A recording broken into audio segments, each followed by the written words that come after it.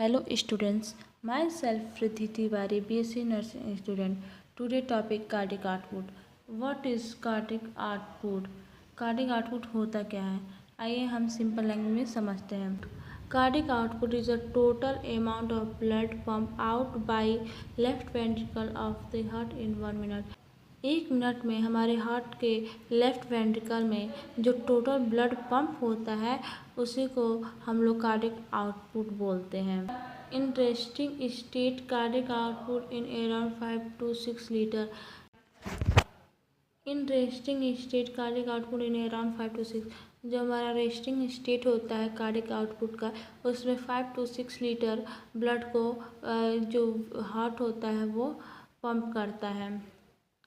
The cardiac output हम लोग कैसे निकालेंगे? तो इसका फॉर्मूला होता है stroke volume into heart rate.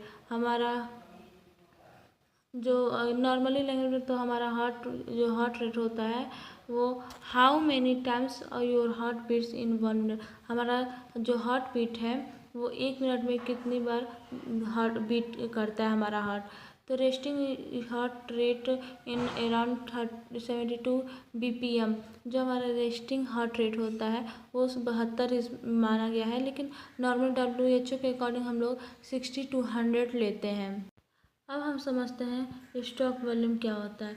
तो stroke volume total amount of blood pump out by left ventricle of heart in single beat and और contraction.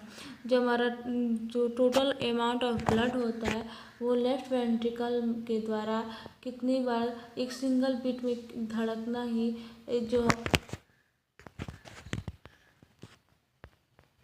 Stroke volume. Total amount of blood out of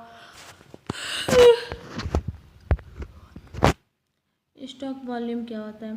total amount of blood pumped out by left ventricle of heart in a single beat और contraction.